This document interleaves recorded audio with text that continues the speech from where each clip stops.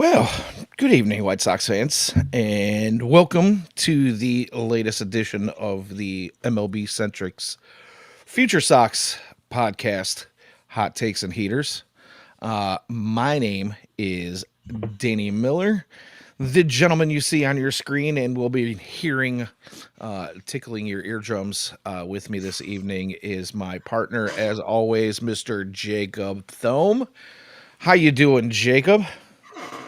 Good, we're hanging in there. Glad to be talking White Sox, and yeah, it's a weird time for sports and especially baseball, but every other sport is kicking off, so it's fun. Yeah. I enjoy this time of year specifically because we're in the height of football season. We've kind of gotten a clearer picture of who's who and what's what across the NFL at this point. Going into Week 8, uh, and of course you get the Blackhawks and the Bulls kind of getting into the swing of things here, and of course playoff baseball is happening, regardless of whether or not the White Sox are involved, which is usually the case that they are not. Yeah, So, um, but yeah, it's it is definitely an interesting time of season because coming up here in probably a little over a week, the off season really starts to get into what we can call full swing mode because things can't really get moving until postseason baseball is over, right? So, um, you know, I'm looking forward to that, and we're going to talk a lot about what's going to happen, or at least what we think might happen, and the possibilities of things that could happen once that gets rolling tonight. But before we do that, I wanted to just take a moment to go over a little something. I know this is this happened a week and a half ago or so. But we weren't here last week because I was sick. I think I had the itis that caused the world to come to a stop a few years ago. You know what I mean? So uh, I good uh, old I had world. yeah I had no voice and felt like I was gargling razor blades and broken glass. So we weren't able to go last week. But the one thing I just wanted to point out was that I'm sure you probably saw this, but did you see the video of the Pope rolling through one of Yes, I his did. parades? And it sounded like there was a Cubs fan out there in the crowd. It's like, go Cubs. Did you see this? Yeah, Yeah. And the Pope just turned and looked and said, they lost. So awesome to see that he's still proving his White Sox fandom on a regular basis over there. there's So a there's a world out there where the Pope knows what Future Sox is. I don't know about me and you, but like there's a definitely possibility that what the Pope knows what Future Sox is, which is just insane. I mean, I'm a fan. It would be cool to find out that he was a fan of us and in the site in general. It would be pretty awesome. And if he is, and if he does have a chance to listen, I can use all the blessings that you could send my way. So keep us in your thoughts and prayers, buddy, if you can. I don't know. Yeah, right. You know, it's nice to know that I'm sure the good Lord has bigger fish to fry, especially in the day and age that we live in right now. But it's always nice to know that you got a little something on your side, especially as a Sox fan these days. So Yeah, we can use all the help we can get, right? yeah. Really quickly before we get into White Sox stuff, I wanted to get your thoughts a little bit about how the postseason's gone so far, and maybe get a prediction on the World Series from you. Yeah, by the way, I predicted the Dodgers on the show. I think 2 weeks ago, it might have been three. Um, I don't think I've ever been more confident in that prediction. So, very happy that that was the prediction I made. Um, Seattle versus Blue Jays was awesome. I thought one of the Great better series. postseasons Yeah. series we've had in a while. There were some other great ones. I mean, Cubs Brewers was great. Um, the Mariners' other series, but I'm blanking on the team they played. But I know they've played in a couple of good ones. So, no, So it's been fun. Playoff baseball is awesome, and can't wait till it's back on the South Side. yeah, hopefully sooner rather than later, but I'm not going to hold my breath. But Yeah. I see here in the chat, baseball toss. Thanks for checking in. as usual, but he says he's got the Dodgers in 5 or 6, and I think probably I could probably go with that prediction as well too. Although the thing about it is the guys on the other side, those American League guys, they've been fighting. They're ready for a fight. You know what I mean? And we obviously, like you said, we watched some of those series play out, and it hasn't been an easy road. But I think that there's something to be said about those teams that have to fight. Aside from like the Yankees and the White Sox, who had those postseason that go 11-1, in the postseason. Typically, it feels like the teams that fight a little bit more kind of seem to come in ready. You know, especially after a little bit of a layoff here, like we've got between the division series or the championship series, and then going into the World Series. Uh, Obviously the Dodgers have had a little extra time off. That could help get some guys healthy, but it also seems to put teams to sleep sometimes too. So we'll just see how that goes. But I am also predicting the Dodgers as well. Yeah, it helps when you have a guy who strikes out 10 in a game and also hit 3 home runs. Though I mean, that's a pretty unique talent if I've ever said so myself. That's Yeah, insane. That is absolutely nuts. I that is the greatest sporting performance of all time. Other than like maybe I don't know, like if you want to go like Olympic times, I don't know, but like, dude, that's insane. 3 home runs and 10 Ks is just as nuts as it gets. well, I mean, it's never been done before. I don't know if it'll be done ever again, and if it is, it's probably going to be by him. Yeah, right, exactly. Yeah, I mean, nobody else could do that. Today's game, there isn't anybody else that pitches at a Cy Young level and goes out and hits, bombs like it's their job.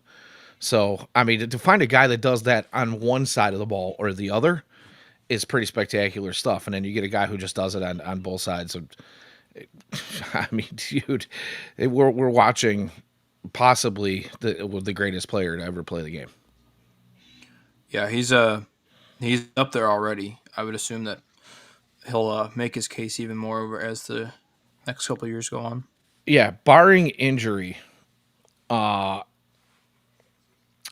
he's just on it. He's on a path to absolute, superstardom already. But he's on a path to possibly be crowned the greatest player to ever step on a baseball field, and it's something special to watch. So, regardless, I mean, you don't have to be a fan of the Dodgers and still appreciate what Shohei Ohtani is doing for the game of baseball.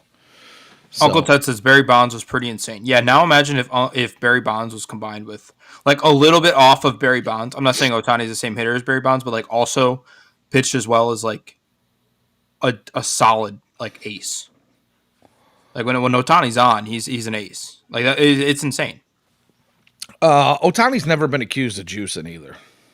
Yeah. Also, Otani's hat size and shoe size. He didn't go up, 3 inches or three shoe sizes and a full inch and a half on his hat size over the course of a year and a half. So I'm, yeah, at the like, I do agree though that Bonds is the best player of all time. yeah, I mean, yeah, Mike Trout was on that course for a Yeah. while. Unfortunately, injuries um it slowed him down a little bit. And playing for the Angels obviously has not done him any favors as well either. Uh, but Mike Trout was always special to watch as well too. So, but I want to come back to a comment here in the chat real quickly before we move on. Uh, David Kirstein, we will get into this a little bit later on in the show. But he asked, "What is the expected value in quotations prospects for Edgar Carroll?" We'll talk a little bit about some of the trade bait at some point, but I don't want to put the cart before the horse here. I do want to talk about, like I said in the teaser and the thumbnail that I put up on the tweet and in for the show. Off season, like we said, is coming up here in about a week or so ish, depending on how many games this World Series goes. Uh, I want to start with the simple fact that nobody really wants to talk about, nobody wants to hear about, but there is the potential for an extended work stoppage. And I wanted to kind of pick your brains and in the chat as well too, if you guys want to jump in on this. Good evening, Ian. Good to see you as always. I wanted to pick your brain, and I want to pick the brains of the chat.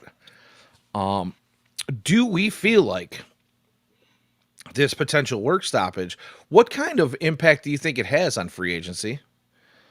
And then what kind of impact do you think it has specifically on the White Sox, let's say if the season starts 2 months late?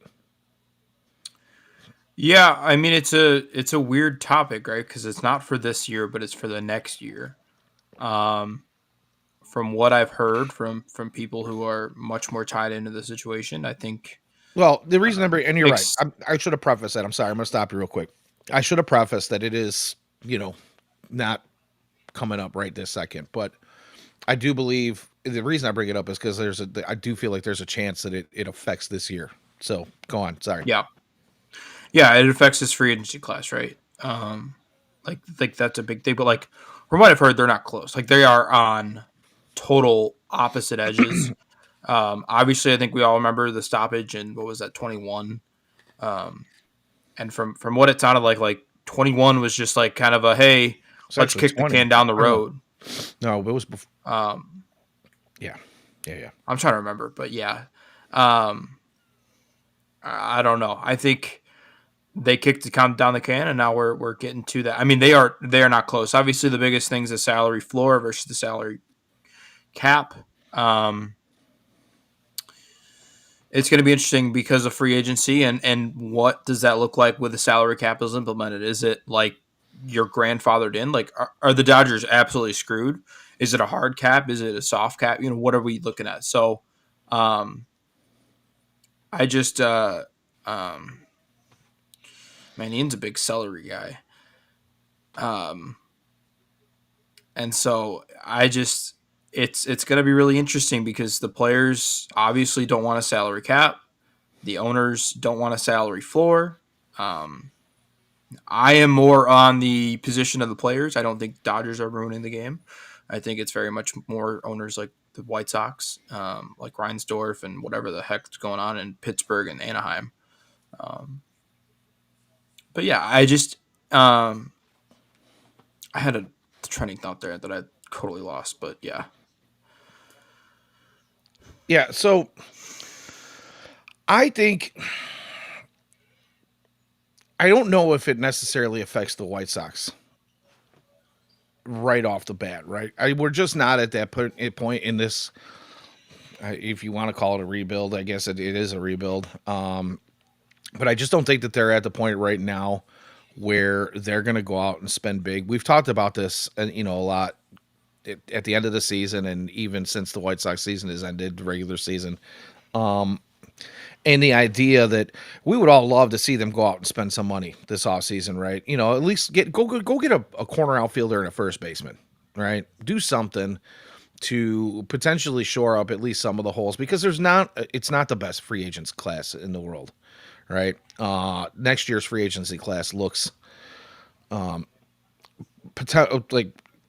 exponentially better than this year's free agency class, right? Maybe you can go out and get a starter, but I don't see any big splash signings happening, and we can get into that too, But I guess my big concern is if there is a stoppage, what does that do? Now, I seen Uncle Ted actually said in the chat that, well, yeah, if there's a stoppage, you're not paying the players, right? And we can talk about salary floors and salary caps. Obviously, you're never going to have a salary floor without a salary cap. The owners are just not going to agree to that. And players aren't going to agree to a cap. They just don't want it. Unfortunate as it is, baseball is the only of the major sports that doesn't have that, right? So I think that's what puts them on different ends of the spectrum. That's one of the big things anyway. There's other things in the latest agreement that has been under contention since that agreement was made. But I think that's one of the big ones right now. And what ends up happening is there's a lot of folks that there's a report that just came out in the last 5 or 6 days here, so that they're so far apart that there are some folks that are predicting, the players are ready to hold out for an entire season or longer if they need to. Yeah. I personally don't think that's a real possibility. And Oh, I I'll totally say do. you do. See, now the thing is the owners are rich, right? You're not a baseball owner and broke. These groups are not totally broke. What ends up happening though is your players sitting for as long as they do. I get they're trying to do what's best for them, but your highest paid players, there's such a disparity between your highest paid players and your league minimum guys, and guys that are only playing for a season. And now that the minor leagues are a part of these agreements, you're hindering those guys as well too.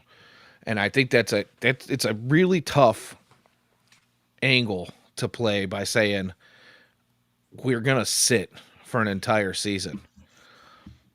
I think the owners are gonna call that. Well, the other issue too is if you hold out too long, the owners. I mean, you're going to kill baseball. I mean, you will just straight up kill baseball. I mean, if you are, if you're going to hold this odd thing out for 2 years or whatever, um, you are going to kill baseball. There's just no realm in where baseball doesn't take a hit. You're never going to completely kill baseball. It's not just going to go away, but um, I mean, you are going to take a major cut um, into the revenue that these teams. I mean, all these owners. I mean, if you own a baseball team for whatever, if your team's not playing, you're not making any money. Now, you're also not spending any money. Um, but for the White Sox example, I would assume that they still have to pay their lease at least. Um, you've guys on all your people that are working there anyway through the off season. Like, there's still people who need to be paid, and if you're not playing any baseball, it's hard to um, make any money. So Yeah, it's a it's hard to double edged sword, justify those paychecks. It's hard to, right? I mean, we go But I back think to you're gonna have COVID when the owners were a lot of teams were paying, everybody down to like guest services yeah, representatives, and and teams talking about how they needed to financially recover from that 60-game season.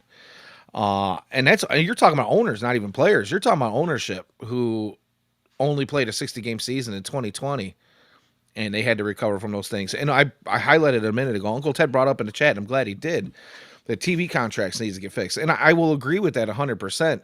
But the other part of that is that's also money that's not coming in, right? yeah.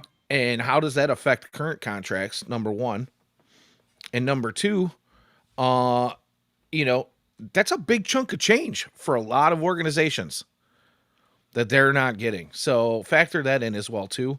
Um, and I think that's probably why players feel like maybe they have a little bit of an upper hand by holding out, but it's really difficult to place who's in the higher spot. Who's got the high ground when it comes to sitting and holding out when we're talking about, negotiating as a negotiating tactic. Sure, owners are rich, like I said, but a lot of their stuff, a lot of organizations, it's not liquid capital, right? It's tied up in the property of the stadium itself, in the investments that they make with those stadiums. How much of those, like the White Sox, don't even own their stadium, right? How Right. many teams do own their stadium, and that money is tied up in that? And is their stadium being used for other things, concerts, festivals, whatever it is that they are using for events when there's not baseball being played there. It's very difficult to kind of put a finger on who is got the upper hand. But I feel like at the same time, like I said, you've got some players who, by our means, are making a lot of money when they're making league minimum. But then you've got to consider minor league guys, where their heads are at, the time they're going to lose by not playing. You know what I'm saying? So you got like a 22-year-old, 23-year-old prospect who looks like he's going to be the next guy coming up, and then they sit for 2 years. What does that do now? And how are the players going to handle that kind of a situation where this guy should be getting a contract at, say, you know, Once he gets through his rookie contract, he should get a contract at 26, 27 years old, and it should be his next big contract. And now we're looking at a 29, 30-year-old guy, Yeah. right? So, I mean, there's a lot to consider. It's going to be extremely difficult to figure out who's got the upper hand and where. But I honestly don't think either side is going to make this thing go beyond half a season. I just don't. I don't think either one can weather that storm. Baseball is going to take a huge hit from the fandom when they sit for more than a couple months. I mean, you sit for a month, it's already a huge hit. People start to lose interest really quickly, especially in this day and age. We're in a day and age of immediate gratification, right? Yeah. So, This has been talked about in the chat, and I want to bring this up a little bit. Players going to play for different teams, I think, is going to be really interesting. Like the Chicago Dogs might be extremely interesting in 2027. I'm like so serious. Indie ball teams, um, guys going overseas to the KBO, playing in Japan. Obviously, if you're under contract, you cannot go. But I think there's going to be a lot of guys that like, if you're young, they only are going to sign whatever a 1 year deal here, and then their next plan is going to be go back overseas or, um, into the indie ball realm. So I think that can get interesting as well. yeah, and you know what? Let's talk about some of that. Because if I mean, we're going to talk about wow, sorry. I get a cable that just all of a sudden swung. Uh, we want to talk about potential free agents tonight, right? Yeah, 100%.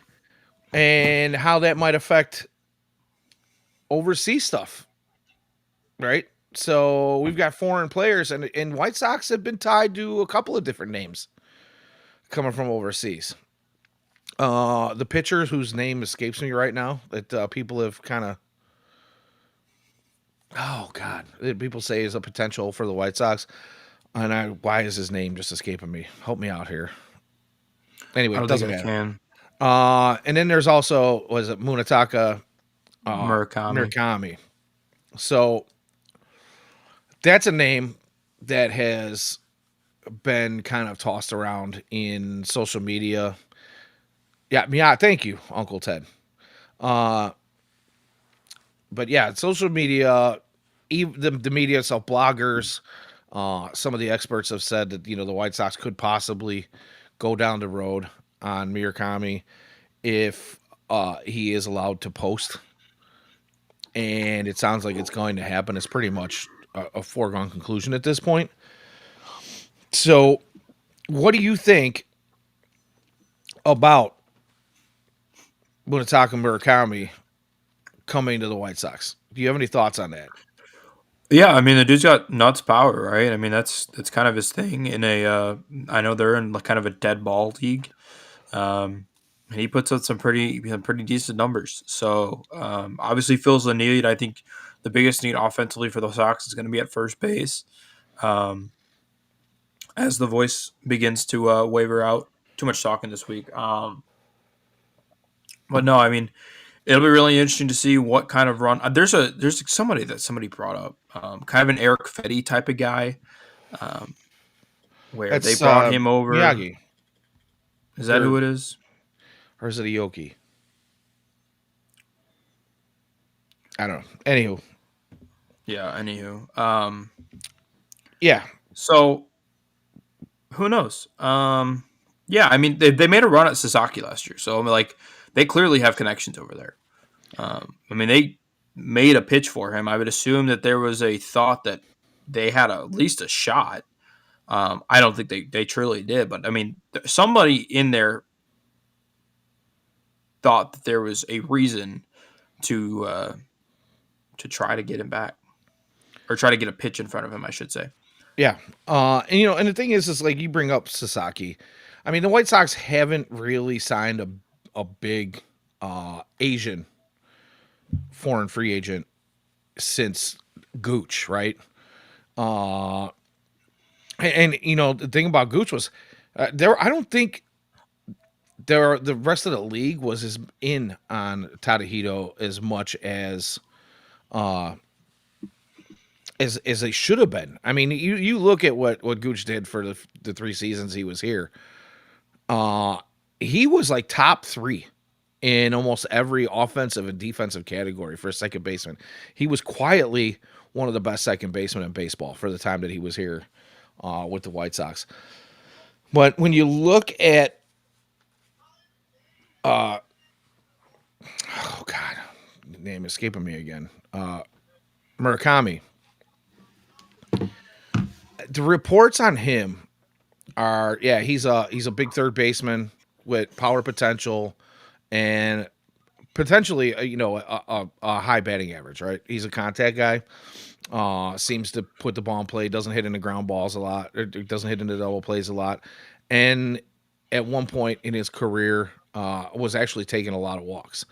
But we also look, when I say that one point in his career, if you look at his 2022 numbers, it was the best season that he's had over there, right, in Japan. Uh, his numbers have actually kind of come down since then. And I wonder if you've heard anything about any of this, where it seems like he actually struggles with higher velocities, which he's Yeah. going to see a lot more of in MLB. So knowing that, knowing the report that he struggles with higher velocities and his strikeout numbers have gone up in the last couple of seasons, his strikeout rate has increased. Do you feel like this is something that the White Sox could potentially fix now that they seem to have the right hitting instructors in place? He's only 25 years old. Do we think that he goes back to hitting 50 home runs like he did in 2022? I think he had 56, if I'm not mistaken, in 2022. It was ridiculous. He had a monster year, but we're also talking about 3 seasons ago. Yeah. What do you think the potential for bringing him over and fixing him is? Did he really know anything about him? Yeah, I mean, from what I've heard, he's a very similar type of player to Masataka Yoshida of the Boston Red Sox. Obviously, I think when the WBC was played, both those guys kind of got spotlight. I think that was a huge opportunity for a lot of those guys to kind of get some exposure, obviously, with them winning the whole thing. By the way, the name I was trying to come up to was Foster Griffin. Um, so, um, who's a former like minor league guy here who went overseas and played well. Yeah, Anyway, I don't know why I was thinking it um, was yeah, you're right. It was an American player looking to come back. yeah, I think he yeah, had like one game or like one. yeah. He like made his debut and then like Tommy John, and Yeah. never pitched again. So, um, no, I mean it makes sense, right? I mean, it's gonna be hard. Why not just trade for Yoshida because Yoshida's on a massive contract. Yeah, and who are you trading to Yeah, Boston for right. Yoshida that they're going to go? Yeah, we'll take that. I mean, They're- Yoshida's been bad too. it's not going to be Edgar Carroll. They're not gonna Yeah, be like, okay, we'll give you take Edgar Carroll straight up, yeah, or Edgar Carroll and a handful of prospects.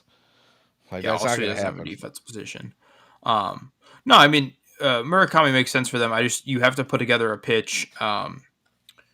I don't know, what that pitch is going to look like. Obviously, I think everybody's, kind of floating the thought that he's going to go to LA, obviously with their connections.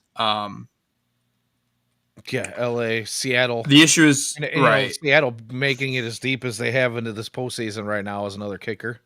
So Yeah. yeah, East Coast is going to be all over that, but or sorry, West Coast. But go ahead, sorry.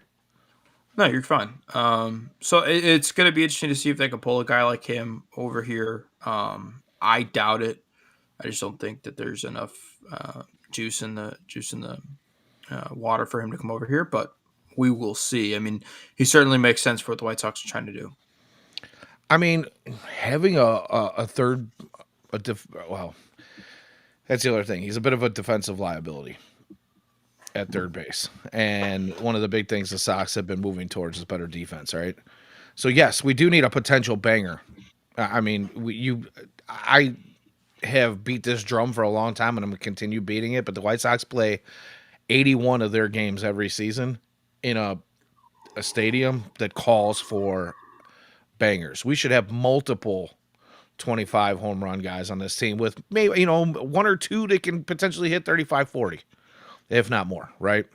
This stadium deserves it. The city of Chicago deserves it. White Sox fans deserve it. Holla if you hear me. But I mean, the reality is how much can we afford a guy who can't defend his position at third base as well? Right. And I'm just not sure that it makes sense for the White Sox at this particular crossroads that we're coming out to here, like we said. And the worst stoppage again comes into play. Like, is this a guy who's obviously he's going to try to post right as soon as he possibly can because his potential earnings are going to go through the roof coming over here as opposed to what he's getting in Japan. But big, oh my God, these the chat's going crazy. So now I've asked this of you before, and I know that we've talked about it a little bit, but I kind of want to get into the true, like, not just your wish list on what you would like to see the White Sox do this year, but what do you think is the most possible? Because now I'm starting to hear, like, we've talked about the Nailers, we've talked about the Schwarbers, we've talked about, uh, uh, oh my goodness, why do I do this every time? The kid, the first Relievers, base, no, the kid, the first baseman from the Mets, Pete Alonso. Pete Alonso. Thank you. We've talked about the relievers, but a name that's been coming up here lately is Bellinger, Yeah, and he's got. I think he's got a chance that. Does he have an opt out, or does the club have an opt out on his 20 mil that he's an he's owed next unrestricted year? free agent. Oh, he is unrestricted. Okay, Big Meat Pete. Thank you. O'Hearn was another one. Thank you, Tossed. Uh, but I wanted to ask you, and baseball Toss has already given us his answer on that, but I'll let you comment. What do you think? Especially with the down numbers this year, on a 1 year contract, which is surprising to me. I took a 1 year contract because nobody wanted to give him the big deal last year, and then he has a little bit slightly down season this year. What do you think about bringing him over here? Is Luis Robert Jr. going to get extended his $20 million a year deal this year? And if not, who are we going to replace him with? Are they going to bring up more guys from within the system? Do we sign somebody? What are your thoughts?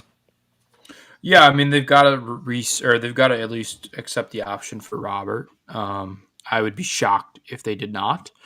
Um, Whether or not they extend him, I have no idea. I don't know if they're looking to trade him then this summer. Obviously, Braden adds a loophole to me. I have been under the whole thing that Talkman is on 1 more year of arbitration. You trade Talkman at the trade deadline to bring up Braden Montgomery if Montgomery looks good. If not, you roll the rest of the season with Mike Talkman. I have also floated the idea of trading for Willie Abreu, who would take quite the haul in Boston, but they have a ton of outfielders. They have a clear need of pitching. The Sox have a bunch of pitching to give up. So um, Willie Abreu has been the name to watch in the outfield for me. I'm not really interested in any of the free agents. None of them do anything for me. I guess. I mean, they're gonna have to replace like a Michael A. Taylor type of guy. Um, but I'd I almost mean, bring even Fletcher back Brooks. for a fourth Yeah, outfielder. even Brooks kind of does that for you. Um, I mean, I don't know. I potentially see Brooks being a starter at some point. well, you got to figure out what to do with Benintendi first, and that's a big part of this offseason is um, they're going to try to trade him for literally anything to get out of that last year of the contract, but who knows? For first base, though, I want to get back to that. Um, so Alonso's the big one. Bellinger, we already kind of talked about. Naylor, we already talked about. Goldschmidt's interesting. Goldschmidt's an unrestricted free agent. Had a good year. He's obviously 38 years old. Um, if he doesn't retire, I think there's a shot. But you kind of have to talk an older player into wanting to come here instead of going to a contending team. I don't know what contending team he plays for, though. Um, I feel like Like any I of the don't know. contenders are pretty solid at first base, which actually gives you a little bit of a, Right. offer him an opportunity to not only come in and make a few dollars at the end of his career and a fan base that is struggling for people to root for, outside of the handful of young guys that have come up. Uh, but I mean, I could see it. What do you think his expected contract is for a season or two? 12 mil. That's what he made last year. I think that's fair. I think. I mean, if you want to overpay him at like 15, I would do it for 1 year. What do you got to lose? You're not paying anybody. Yeah, That's my thought on it. even if you scoop up Luis Roberts 20 million, you're still at a pretty bare bones payroll. Yeah. And actually bringing that up. So you said you think they actually pick up his contract. I'm gonna float this out there for you and tell me your thoughts on that. If they decide not to pick up his option, do you think there's somebody's gonna jump on that and give him a nice payday, or do you think there's a chance that they don't offer him that and they sign him to a different deal, a new deal, and bring him back on a cheaper deal with the thought that if he produces, we can trade him somewhere where he might actually be able to play for a contending team. Yeah, that's the question, right? I mean, that's been my thought all along is that nobody's going to give him $20 million. There's not a single team out there that's going to sign him a 20 mil. Um, I think the Sox will give him 20 mil. But even if you were to renegotiate an extension at like 15 mil for 3 years, sure. I would very much expect them to pick up that option. He was the best center fielder in baseball before he got hurt. That month he was playing before, he put up an 872 OPS. The defense was fantastic. He was Oh, he's a stealing bases. He ridiculous was the defender best center fielder in baseball. when he I mean, when he the doesn't lose potential's there. focus anyway. He does Yeah. have those. He does have those times where the focus just seems to go, or maybe the vertigo that he dealt with that kicks in. I don't really know, and that's also another potential issue that teams might be looking at when he has those moments where his focus kind of goes away. And I don't mean like mental focus, like just the vertigo in general kind of Yeah. gets to him, and he's got to sit for a day or two. You know, And also, like, can he stay healthy? That's obviously the big question with him. yeah. Well, I mean, again, he looked great when he was healthy this year, and then those hammies just seem to they come up and bite him. And him missing the better part of the second half, or at least the last couple months of the season here, was it's going to be tough to like some people are saying sign and trade. I don't see that at all. Nobody's paying him 20 million, like you said. Yeah. Keeping him, I was on that boat for a while. I'm not so sure. I'm not so sure. I feel like he's clogging up a position where we can't necessarily trust him. And if he stays healthy, you could probably flip him at the deadline. If he doesn't stay healthy, it's a bust. So I don't really know. It's difficult to say. I would like to see him be healthy for an entire season and succeed and do the things that we know he can do. But it's been a long time since we've seen that Luis Robert. We haven't seen that version of that guy that can play 120 games a season. Yeah. Ted said in the chat, teams will line up at 20. The only center fielders right now that make more than $20 million a year, neither of them play center field. That's Judge and Bellinger. Young Ho Lee is the current leader of actual center fielders at 18.8. It's like center fielders are not making a lot of money. Yeah, I don't think anybody's lining up at 20 million. Yeah, for a guy who averages less than 100 games a season. It's just not going to happen. And I don't know that, like I said, I was a big advocate for keeping him around at the trade deadline this year. I am now kind of wavering on that thought. Whoa, who's that guy? Yeah, right. We got to see your face. Oh, no, my mic's broken. We got to see your face for a minute. You're not hiding behind the giant silver pickle. Did I tell you I got to get a new setup here? I'm gonna the offseason is here coming. You should. I think I'm loosening this. Hold on. We're So, struggling.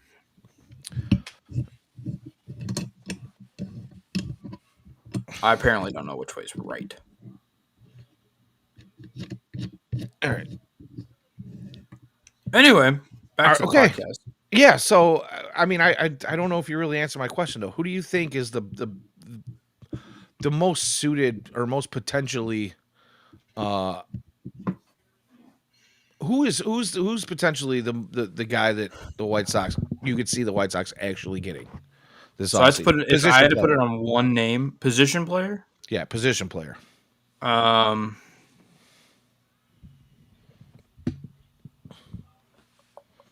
Promise I don't know how much I just they're so hard because I don't know what they're going to spend. O'Hearn makes sense. Um, O'Hearn makes a lot of Kind of. sense. Yeah, for this team it does. I mean, or at least for our Right. ownership. Nathaniel Lowe's another name to watch. Okay. All right. Those are my two position players. I feel like Bellinger makes sense. I know that's like you can split the fan base almost 50 Ian, 50. stop. Yeah, that is the name that is not mentioned anymore around here. Uh, Mr. Jacob Amaya. We don't talk about him, but thank you for Does that. Milwaukee have any like more god awful shortstops to give us? Just like no hit tool, no power shortstops. There's got to be more. It seems to be an attraction of the White Sox, especially if they're born within like a 60-mile radius of guaranteed rate field. That's There you where I go. put on. There you go. Who's the local guy that's Yeah, out there right now? That's where my money is. The local guy with the big local Nicky store. Lopez. Yeah, right. Exactly. Naperville Nicky or somebody that's been around, but yeah, I don't know. But anyways, I was saying, you could probably split the fan base in almost in half. It seems like, at least from what I've been seeing on social media and reading in some of the articles and journals and whatever you want to put it out there. But Bellinger is, you either love him or you hate him type of guy, and I think he does make sense for this ball club because I don't think he's going to get the massive contract that he wants. I don't think anybody's going to give him some huge, it's the long-term deal, especially after doing what he did this past season on a one-year deal. And he can go in with his agent and say, well, he give us a longer-term deal, and maybe we'll feel a little bit more comfortable about that. But I just don't see it. But I would honestly still say to this point that if the White Sox wanted to make a splash on a guy who they could bring in a bat that can play a little bit of first base, but can hit you bombs and be a solid DH, it would have to be Schwarber. If I'm gonna pay anybody this offseason and you only want to hand out a no more than a 3 or 4 year deal because of his age, I think it's Kyle Schwarber. You can probably get him and still keep your payroll under under 100 million, and bring in a bat and bring in a guy who's familiar with the town after playing years and years with the Cubs. And, after their exit from the playoffs this year, is probably feeling like, maybe his chances at a World Series, unless some other team that's a huge contender out there is going to offer to pay him that money. I feel like he's feeling like his chances at a World Series are probably come and gone. And maybe the White Sox is the next team on the up and coming, and being familiar with the city already, city that he apparently loves. I could see a potential for him coming here. That's just Yeah, me. I mean the issue with Schwarber, I think, is does he want to be a DH only? Will he play first base? Because obviously, their duo of catchers kind of makes some issues You in wanted to, terms well, of I DHs. understand they want to get. I I mean, if think they're going to go spend, I would rather them spend on Alonso just because he at least plays first. right. Well, and that's the thing though. Like, is Schwarber, if you can convince him to be DH only, you still have the potential to put both of your catchers in the lineup, where you've got, one playing first base and or you can switch every now and again, Schwarber and one of your catchers at first base and the other one at DH, and have your catcher have your starting catcher still in the lineup and still get all of those guys at bats. Just my thought. If you've got an everyday first baseman, that becomes much more difficult. Yeah. I also don't know what they want to do with either of Miguel Vargas or Lenin Sosa. Because Yeah, Sosa played obviously some first, Miggy played some first. Was not great at third, so maybe they're looking for a first baseman instead. I don't know. yeah, I don't either. It's, I mean, time will tell.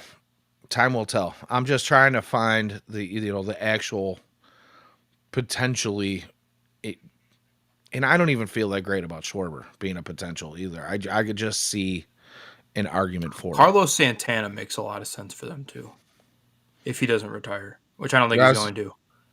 yeah, I mean, old guy at the end of his career, past his prime. Did some things in his prime. Is typically that's perfect. You just broke down what the White Sox are looking for in years past. But again, it's the Getz regime. Let's see how that goes. Yeah.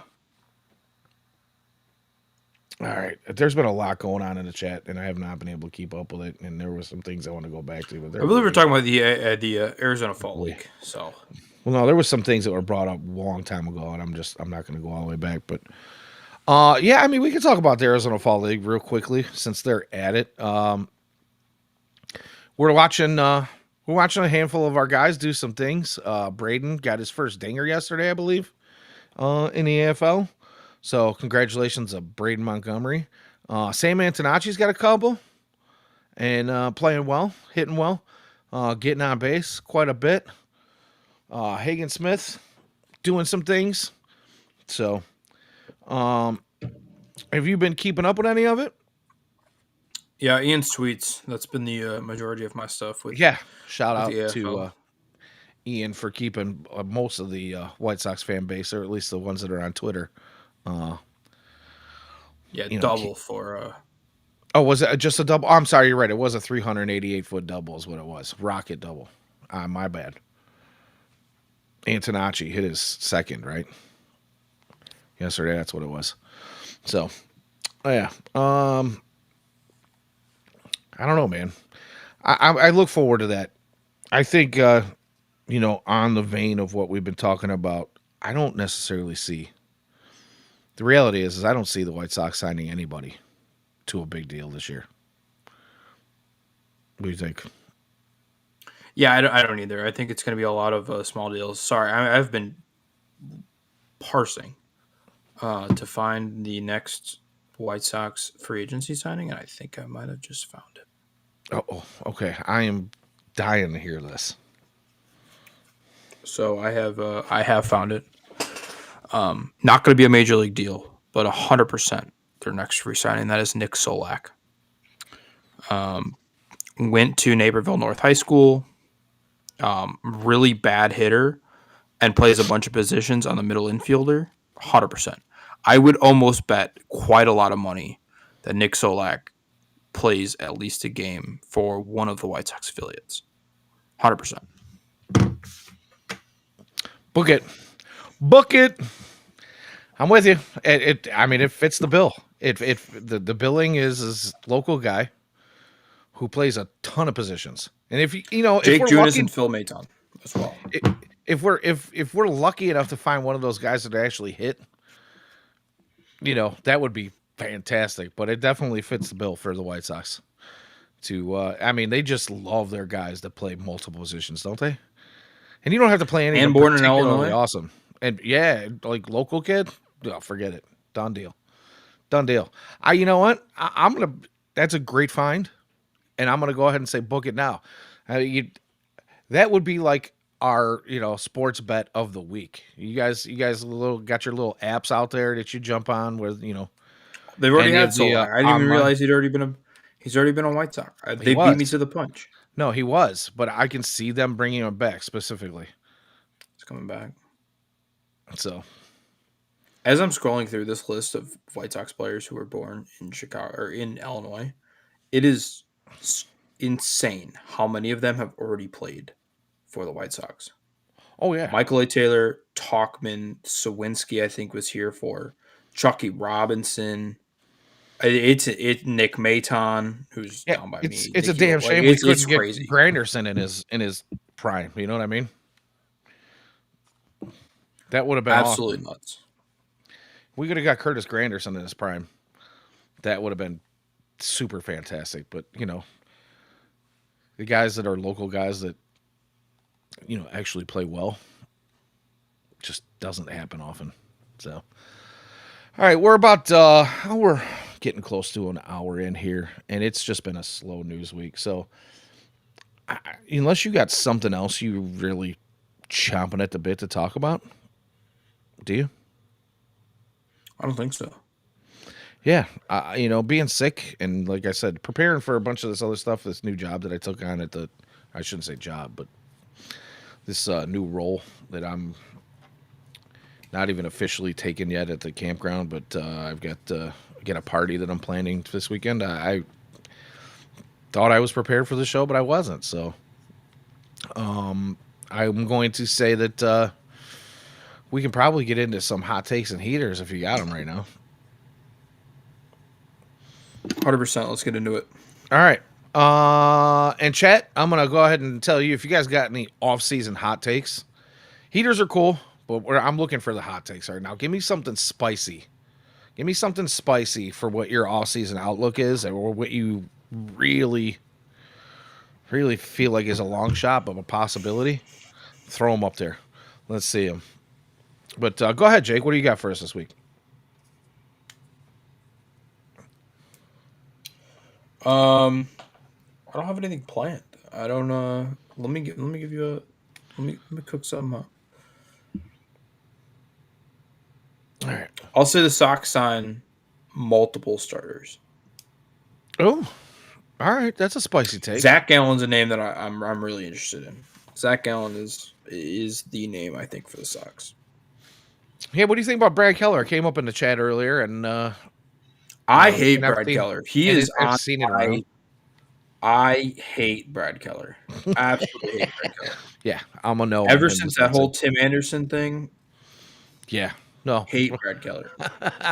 I think most of the fan base is right there with you. I think he's my most hated MLB player of all time. I think a train just drove through my living room. I was gonna say I just heard It's that. the loudest I've ever heard it. All my windows are closed. You see, you brought up Brad Keller and Tim Anderson in the same. Wow, that sounds like two different trains almost. I'm waiting for the head-on Yeah, collision. right? Anyways, Brad Keller is booty. Good. Good. I don't want him back. As Ian, Chris I'm Flex is in actually the same. shocked. I'm actually shocked Ian didn't go to his go-to and call him Cheeks. These cheeks. Yeah. No, it's just funny. He sadly was pretty good for the Cubs. It's like Tim Anderson was on the tracks coming down. You mentioned Brad Keller, and Tim Anderson was that train on the tracks coming for him. Anywho, all right. So my hot take. This, well, first off, heater to the Pope. Like I brought it up in the beginning of the show. We're gonna give the Pope a heater for continuing to show off his White Sox fandom when Cubs fans at the Vatican scream "Go Cubs" to him, and he was like, "Yeah, they lost." Gotta love it. My hot take for the season, for the off season, is the White Sox are going to trade somebody that we all value highly. And I don't know who that's going to be right now. I just feel like there's going to be a trade where Sox fans go, "Oh," but at the same time, I feel like we're going to get a good return for it. But it's going to be like, did we really need to do that or no? I don't know. So Shane Smith. That's my answer. I think they're going to trade Shane Smith. Trading for Willie Abreu makes so much sense. Well, I'm telling you, I have thought of this trade for so long. So David Kirstein, I told him we were going to come back to this. at the beginning of the show when he brought it up, and I'm not lying because that was going to be part of my hot take. But Edgar Carroll, I think, may end up going somewhere else. I know you guys are getting. I know a lot of people are thinking they're going to hate me for it, but I think Carroll might go just because he has more value than any other catcher in our system. I think they're probably okay with Kyle Teal being the guy behind the plate and getting him some more defensive reps and whatnot. But I think there's a chance that Carroll is going to go and bring back a Hall. But I think a lot of people are going to be upset about it. That's my hot take. I could see it. So Smith plus Carroll to Boston. tossed. I want to get this one up there too, really quickly, since he threw it out there. He did his. He knew the assignment, understood the assignment. Uh, 2 rookie sign extensions, or maybe 3. How do you feel about that? Let's talk about that real quick. We got a couple minutes before we're at the hour mark here. So, and the reason I want to bring this up is during the Han regime, that seemed to be the way to save a little bit of money and keep some guys around that were top prospects, right? Go ahead and sign Yohan Moncada doing a contract extension. Sign Eloy Jimenez to a contract extension. Sign Luis Robert Jr. to contract extensions. Some of a bunch of guys without ever seeing the diamond in an MLB game. Signing to contract extensions. Do you think Getz has? Do you think Getz is learned from that? Do you think Getz is feeling like he could possibly do something like that and get away with it? Well, they're going to give an extension. Like the guys that make sense, I think, would be Teal and Montgomery. Um, I really like Colson. I think he's going to be a great player, but there's still a lot of swing and miss in his game. Um, there is, I mean, the defense was fantastic, which I think raises the floor a little bit, but um, like there is a world where Colson Montgomery still bust. Teal makes a lot of sense though. Defensively, he's not a great catcher, but he's average, and he was consistently above average. He walks in an like there's a lot to like with Kyle Teal. I think Kyle Teal's a very safe prospect. Oh, and he plays multiple positions, which the White Sox love. Yeah, He can play the outfield. He can play third base. He can play first base. I really hope they never put him in the outfield. I just let the dude catch, please. All of that was tongue in cheek, by the way. I really. I watched Ryan Noda play right field, and that was. I really don't want to see all of that bouncing Kyle Teal all over the field. Like some fans just seem to think, hey, we can move him to the outfield and let Carroll be the everyday catcher. Great. That's fine. We're just trying to get bats into the lineup. I think there's just better ways to do it. So we don't need to. Don't put Kyle Teal in the outfield. Yeah. No. No. How good is he at third? Heck, why don't you just replace? He's got Colson? the arm. We'll put Colson at catcher, Teal at short, and see what happens. Oh. Yeah. Heck, and then we'll bring up Billy Carlson to pitch out of the bullpen. There it is, because Colson, he can't play shortstop anymore. Colson's playing shortstop, so Billy Carlson's a relief pitcher now. Oh, Lord. Whoa. All right. We're going off the rails here. I did just want to point out really quickly the comments that went with this one. So Toss said he understands. So like I was talking about how it happened with some of those past guys in the Han regime with the early signings and 6 extensions. It didn't work out, but I feel these guys care, and it's different. And then right behind that, our very own Ian Eskridge says he agrees. And there also seems to be a higher baseball IQ with this group. I can see that argument. But I still don't know that it's something you want to do when I guess if you're going to do it, you can do it now. All right. I can make a case for it because your payroll is low. You've got room to work with when you do eventually become more competitive and are looking to get those final pieces. Okay. But at the same time, that's exactly what Rick Hahn thought. So I don't know. David Kirstein Says you got redundancy of catching with a dearth of power and defensively a component with the exception of Braden Montgomery. Uh I don't know, I mean, man. they have some power. We do have a little bit of power now. It's kind of come around. Again, we talked about Lenine all year. The potential of having a second baseman that can, hit 25 or more is awesome. And for all the people that say his defense sucks, I implore you to go back and look at that again. It has not been awful. He makes There was a really stupid mistakes, but he's a pretty decent defender. Yeah. It's easy to remember when he does make a mistake and it sticks in your head, but I don't really think he lost us any games this year. There were DRS, definitely a couple he lost. I don't think is the greatest uh, marker for judging a guy's defense.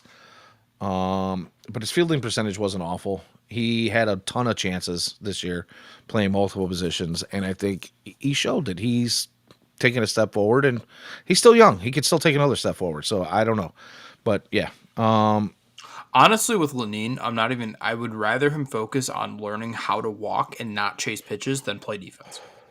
If he plays that much defense but learns at some rate how to walk, he would be an all-star. this is true. This is true, and same thing with Colson.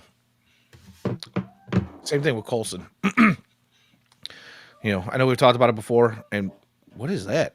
Do you have like somebody tied up in your closet? No. Okay. Anyway, yeah, I don't know, man. I just Colson. A lot of people were on him about, oh, he strikes out too much. That's not typically his game.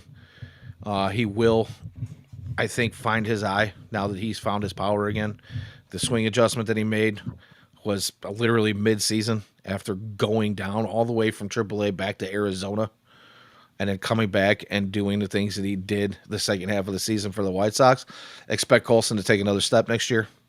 Expect him to get back to the guy who is got an extremely good eye at the plate and a really good approach. I expect him to walk more. I expect the OPS to go up, and I expect him to hit just as many dingers, if not more, next season. So, Yeah. all right.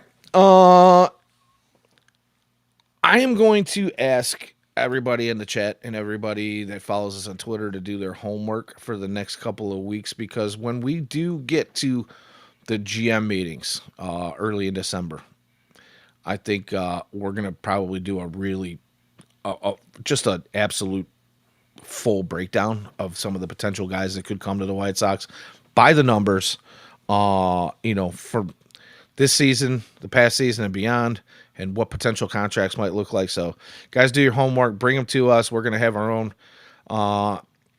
As always, we appreciate all of you in the chat for doing the things that you do and keeping us on our toes and focus. We appreciate that. Awesome to have you guys with your hot takes and heaters. We appreciate it as well. And then remember, we try to be here every Wednesday at 8 p.m. Unfortunately, I was sick last week, so we missed out. But we're going to try to be better with that. We're going to try to be here every single week, even when there's not a lot going on this time of year. We'll find something to talk about. But this has been the latest edition of Hot Takes and Heaters. You guys just remember, anytime that any of our podcasts are live, that super chats are live as well. And if you like our written content, written content, you can find that at www.futuresox.net, as well as follow our YouTube channel, FutureSox. You can get all our highlights courtesy of our very own Ian Eskridge. And then, yeah, we'll see you next week. For my co-host, Jacob Thome at JThome21 on X. I am Danny Miller at Danny Miller FS on X. We appreciate you guys. We love you. We will see you again next Wednesday at 8 p.m. God willing. And as always, go White Sox.